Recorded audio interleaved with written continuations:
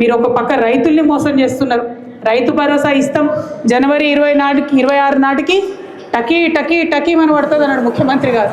మరి 26 అయిపోయింది, ఇంకో ఫిబ్రవరి కూడా వచ్చింది, ఇంకా పడతానే లేవు. 2 ఎకరాల వాళ్ళకి అక్కడనో ఇక్కడనో వచ్చింది అంటున్నారు కానీ సంపూర్ణంగా వచ్చిన దాఖలాలు లేవు. రుణమాఫీది కూడా అదే పరిస్థితి, చెప్పింది ఒకటి జరుగుతున్నది ఒకటి. అందరికీ రుణమాఫీ అయిపోయిందని చెప్పి గొప్పలు చెప్పుకుంటుంటారు. ఎవరిని కదిలించినా కూడా మాకు కాలేదంటే మాకు కాలేదని. నిజంగా ఈ ప్రెస్ మిత్రులను కూడా ఇప్పుడు అడిగితే సగం మంది రుణమాఫీ కాలేదని చెప్తారని నాకు సంపూర్ణమైనటువంటి విశ్వాసం ఉన్నది. ఇట్లా ఏడిస్తారన్న బోనస్ వాళ్ళు. బోనస్ సంగతి పక్కన పెడితే సంక్రాంతికి సన్నవడ్లు ఇస్తాం, సన్న బియ్యం ఇస్తామన్నారు, ఇచ్చిండ్రానే.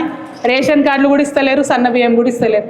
ఇక సన్న బియ్యానికి బోనస్ అని చెప్పిన ఇంకో మాట. ఎంత దారుణం అంటే మీరు ఆలోచన చేయాలి ఒకసారి. కరోనా వచ్చినటువంటి సమయంలో సాఫ్ట్వేర్ ఉద్యోగాలు హైదరాబాద్లో పోతే పిల్లలు ఊర్లలోకి వస్తే తల్లిదండ్రుల దగ్గర పైసలు ఉండే. ఎట్లా ఉండే? కరోనా విపత్తు కాలంలో కూడా చివరి గింజ వరకు కూడా మనం కొన్న మానాడు కూడా ఎక్కడ కూడా వ్యవసాయం ఆపకుండా ఖచ్చితంగా చివరి గింజ వరకు కొంటే ఆనాడు కరోనా విపత్తు కాలంలో కూడా రైతుల చేతిలో పైసలు ఉండే. ఉద్యోగం పోయి పిల్లలు ఇంటికి వస్తే ఆనాడు రైతు కొడుకు పుల్టా డబ్బులు ఇచ్చి ఆదుకున్నటువంటి పరిస్థితి ఉండే.